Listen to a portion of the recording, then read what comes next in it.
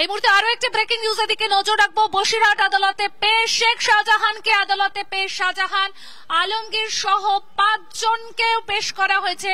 বসিরহাট আদালতে পেশ শেখ শাহজাহান, আদালতে পেশ শাহজাহান আলমগীর সহ 5 জনকে বসিরহাট আদালতে পেশ। শেখ শাহজাহানের বিরুদ্ধে একের পর এক অভিযোগ উঠে এসেছে। গতকালই ইডি যে অভিযোগ পেশ করেছে যে তারা বিভিন্ন জমি, শেখ শাহজাহান বাহিনী বিভিন্ন জমি কম দামে সেই জমি কিনে নিত, এমনটাই কিন্তু জানা গেছে। বসিরহাট আদালতে এই মুহূর্তে পেশ শেখ শাহজাহানকে। আদালতে পেশ শাহজাহান আলমগীর সহ আরো 5 জন। শেখ শাহজাহান যার বিরুদ্ধে ভুরি ভুরি অভিযোগ, একের পর এক অভিযোগ, বিভিন্ন জমি গ্রামবাসীদের কাছ থেকে জোর করে ছিনিয়ে নেওয়ার অভিযোগ। কম দামে জমি কেনা হতো, যেসব জমির দাম 20 লাখ, সেই সমস্ত জমি 3-4 লাখে জোর করে ছিনিয়ে নিত শেখ শাহজাহান বাহিনী। আর জমি না দিলেই প্রাণে মেরে ফেলার হুমকি দেওয়া হতো। এর পাশাপাশি আরো একাধিক অভিযোগ শেখ শাহজাহানের বিরুদ্ধে। বসিরহাট আদালতে পেশ শেখ শাহজাহান, আদালতে পেশ করা হয়েছে আলমগীর সহ আরো 5 জনকে।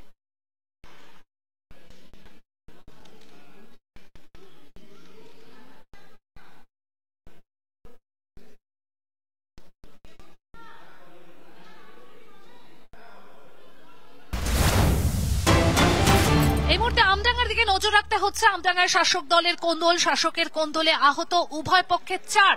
পঞ্চায়েত সদস্য রাকিবুল ইসলামের ওপর হামলা, আশঙ্কাজনক অবস্থায় হাসপাতালে 2 জন। আমডাঙ্গায় শাসক দলের কোন্দল আর শাসকের কোন্দলে আহত উভয় পক্ষে 4। পঞ্চায়েত সদস্য রাকিবুল ইসলামের ওপর হামলা হয়। পঞ্চায়েত সদস্য রাকিবুল ইসলামের ওপর হামলার ঘটনা ঘটে, আশঙ্কাজনক অবস্থায় হাসপাতালে 2 জন। আমডাঙ্গার বোদাই গ্রাম পঞ্চায়েতের খুড়িগাছি গ্রামে তৃণমূলের সংঘর্ষ, আর উভয় পক্ষের এই সংঘর্ষে 4 জন গুরুতরভাবে আহত। পঞ্চায়েত সদস্য রাকিবুল ইসলামের ওপর হামলার ঘটনা ঘটে, আশঙ্কাজনক অবস্থায় হাসপাতালে ভর্তি 2 জন। আমডাঙ্গার বোদাই গ্রাম পঞ্চায়েতের খুড়িগাছি গ্রামে তৃণমূলের সংঘর্ষের ঘটনা।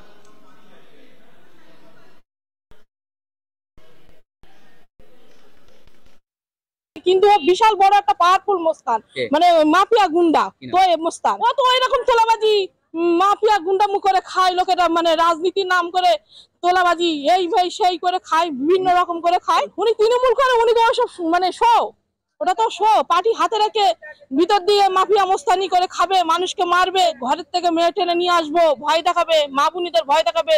তারা নিশ্চিন্তায় যেতে পারে না, কোনো কেউ নিশ্চিন্তায় ওখান থেকে বেরোতে পারে না। মেন তো ওনার ঘাটিতে হাটখোলার মুখে বাড়ি। কেউ ন্যায্য কথা বলতে গেলে বলে তোর দেখে নেবো রাস্তায় ফেলে, তো রাস্তায় ফেলে দেখে নেবো, তোরা কি যাবি না? অভিযোগ এক সমাজ বিরোধী কারণে গন্ডগোলটা আরম্ভ হয়েছে। আমার জানা ও আসছিল, কি কারণ আমার জানা নেই। ও আসছিল ঠান্ডা মাথায় মেরেছে বলে শুনেছি, ডিটেইলস না জেনে কিছু বলবো না, এখন সেন্স নাই। আপনি তো পুলিশকে বললেন যে ব্যবস্থা নেওয়ার কথা। আমি পুলিশকে বললাম, পুলিশও তো কথা আছে। এটা কি নিজেদের মধ্যে গন্ডগোল? নিজেদের মধ্যে কেন গন্ডগোল?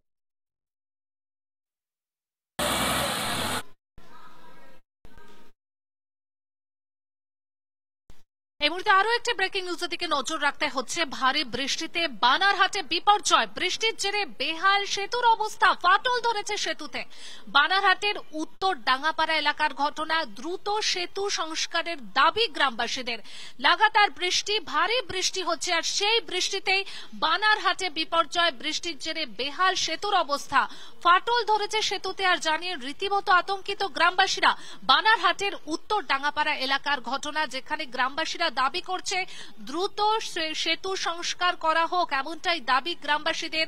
লাগাতার বৃষ্টি আর সেই বৃষ্টির জেরে বানারহাটে বিপর্যয়ের ঘটনা, একাধিক এলাকা জলমগ্ন, তার পাশাপাশি বৃষ্টির জেরে বেহাল অবস্থা সেতুর, সেই সেতু দিয়ে নিত্য যাতায়াত গ্রামবাসীদের। তাই দ্রুত সেতু সংস্কারের দাবি জানিয়েছেন গ্রামবাসীরা।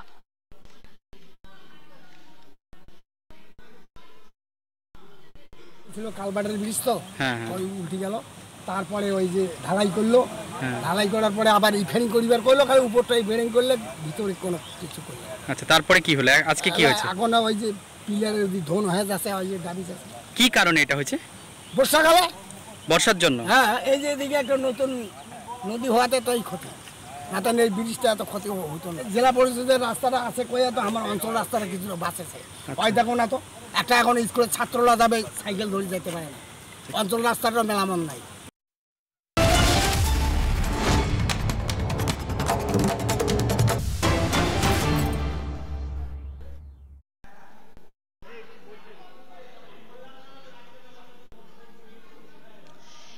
এই মুহূর্তে চোখ রাখবো যে ব্রেকিং নিউজের দিকে।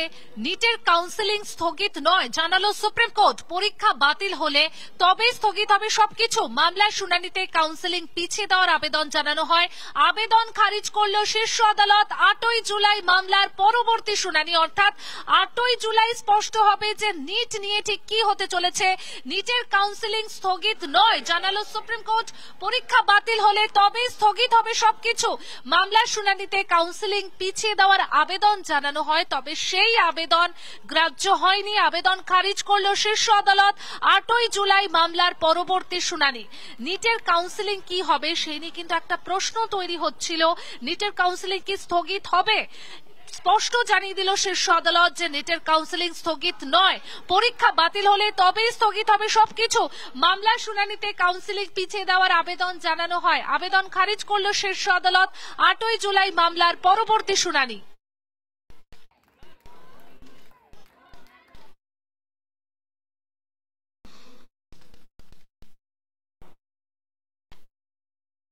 আপনাদের আরো একবার জানাই, নিট নিয়ে একের পর এক অভিযোগ সামনে এসেছে।